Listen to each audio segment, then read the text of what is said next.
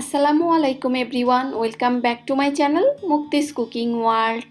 আজকে আমি আপনাদেরকে তৈরি করে দেখাবো ডিমের কোরমা। তবে এই কোরমাটা তৈরি করার জন্য আমি কোনো ধরনের স্পেশাল মশলা ব্যবহার করব না। ঘরে থাকা একদম সাধারণ 5 থেকে 6টা উপকরণ দিয়েই আপনারা খুব সহজে এই কোরমাটা তৈরি করে নিতে পারবেন এবং সাধারণ উপকরণ দিয়ে তৈরি করা হলেও এই কোরমাটা খেতে অনেক বেশি মজার হয়ে থাকে। তো চলুন দেখে নেওয়া যাক কীভাবে তৈরি করতে হয়। কোরমা তৈরি করার জন্য এখানে আমি নিয়ে নিয়েছি 5টা ডিম এবং ডিমগুলোকে আমি খুব ভালোভাবে সিদ্ধ করে নিয়েছি। এখন এই ডিমগুলোকে আমি হালকা একটুখানি চিড়ে নিব, এতে করে ডিম ভাজার সময় ছিটে আর গায়ে তেল লাগার ভয় থাকে না। তো চেষ্টা করবেন এভাবে একটুখানি চিড়ে নিতে।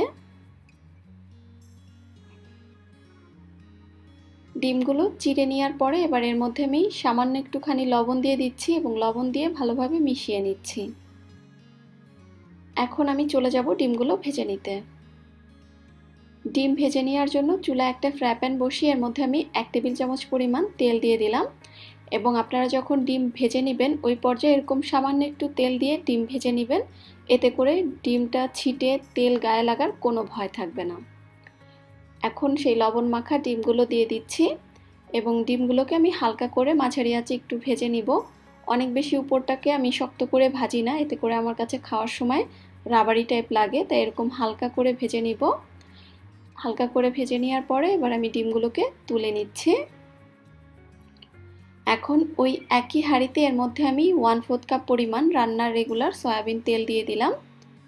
তেলটা গরম হয়ে যাওয়ার পরে এর মধ্যে আমি একটা তেজপাতা, 1 টুকরো দারচিনি আর 3টা এলাচ দিয়ে দিচ্ছি। এখন গোটা গরম মশলাটাকে একটুখানি ফোড়ন দিয়ে নিচ্ছি।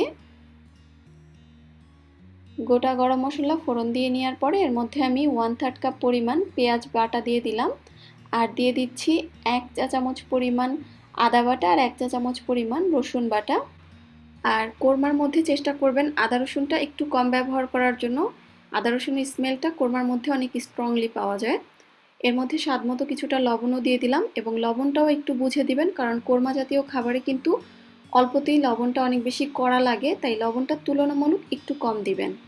এবার মশলাটাকে একটুখানি ভেজে নিলাম। মশলাটাকে ভেজে নেওয়ার পরে এখন এর মধ্যে আমি 1 চা চামচ পরিমাণ বাজার থেকে কেনা গরম মশলার গুঁড়া দিয়ে দিলাম। আর এই গরম মশলার গুঁড়াটা অবশ্যই ব্যবহার করবেন। এই মশলাটা ব্যবহার করলে আপনার আলাদা করে আর অন্য কোনো মশলা ব্যবহার করার কোনো প্রয়োজন পড়বে না। আরও দিয়ে দিয়েছি এখানে আমি 1/2 চা চামচ পরিমাণ সাদা গোলমরিচের গুঁড়া। তবে আপনারা চাইলে এখানে কাঁচামরিচ বাটা অথবা কাঁচামরিচ একদম মিহি করে কুচি করেও ব্যবহার করতে পারবেন গোলমরিচের পরিবর্তে।